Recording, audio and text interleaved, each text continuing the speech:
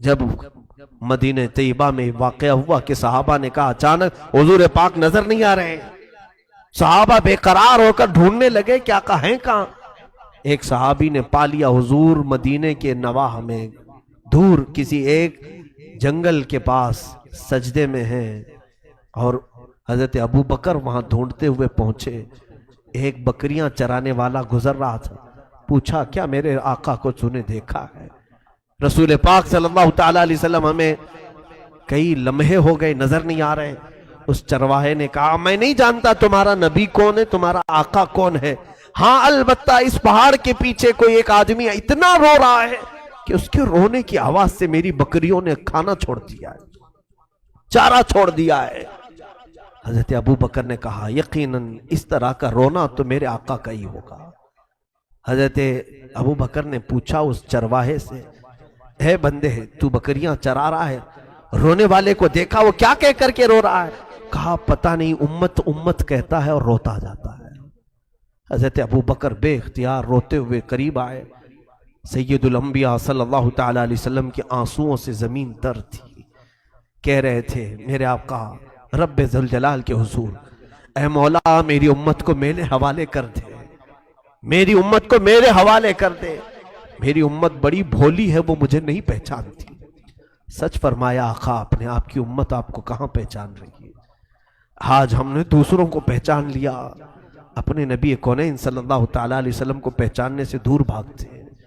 بتانے کے لیے اگر کوئی کوشش بھی کرے تو ہمارے اخلاق ایسے ہیں، ہم حضور کو سننا نہیں چاہ رہے ہیں۔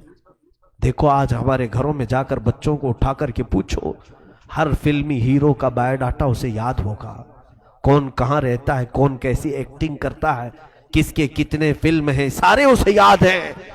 اسے اگر میرے آقا کی ذات کے بارے میں پوچھو تو کچھ بھی نہیں جانتا، کچھ نہیں جانتا۔ صحابہ کے بعد دیگرے وہاں آئے، سبوں نے درخواست کی کہ آقا سر مبارک کو اٹھائیں، سجدہ اتنا طویل ہو گیا تو جسم پر تکلیف ہو جائے گی۔ حضور پاک صلی اللہ تعالیٰ علیہ وسلم اسی طرح سجدے میں ہیں۔ تو اس کے بعد صحابہ نے کہا کہ حضور کسی کی بھی بات پر سر نہیں اٹھاتے، مشورہ یہی طے پایا کہ حضرت فاطمہ کو بلایا جائے، اگر حضرت فاطمہ کہیں گی تو حضور ضرور سر اٹھائیں گے۔ سبوں نے جا کر کے سیدہ کے گھر یہ درخواست کی کہ اللہ کے حبیب تمہارے بابا سر جو سجدے میں رکھیں اٹھاتے نہیں، بے اختیار روتے جا رہے ہیں۔ سیدہ حجاب کے ساتھ آئیں، پردے کے ساتھ آئیں، سارے لوگ ہٹ گئے۔ رسول پاک صلی اللہ علیہ وسلم کے کندھے پر ہاتھ رکھتی ہیں، کہتی ہیں بابا آپ کی فاطمہ آئی ہے، آپ سر اٹھائیں۔ رسول کریم صلی اللہ علیہ وسلم اسی حالت میں سر رکھے ہوئے تھے۔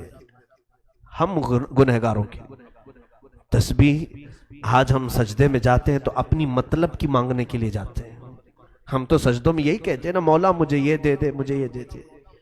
وہ رسول پاک ہم جیسے نکموں کو مانگ رہے تھے، مولا بعد میں آنے والی امت میرے حوالے کر۔ قربان جاؤ اس نبی کے سجدوں پر کہ ہم کو حضور نے سجدوں میں مانگا ہے۔ سیدہ فاطمہ کی بار بار اصرار پر حضور نے سر نہیں اٹھایا، سیدہ کائنات نے صرف اتنا کہا یا رسول اللہ صلی اللہ علیہ وسلم فاطمہ آپ سے وعدہ کرتی ہے آج کے بعد سے مولا تعالیٰ جتنی بھی مجھے حیات دے گا، جب تک کی زندگی دے گا، قسم ہے رب ذوالجلال کی فاطمہ کوئی رات نہیں سوئے گی، صرف آپ کی امت کی بخشش کی دعا کرے گی، صرف میں آپ کی امت کی بخشش کی دعا کروں گی۔ حضور پاک نے جب ان سے یہ سنا تو اپنا سر اٹھایا، فاطمہ کو دیکھا کہ میری امت کی بخشش کا درد یہ بھی رکھتی ہے۔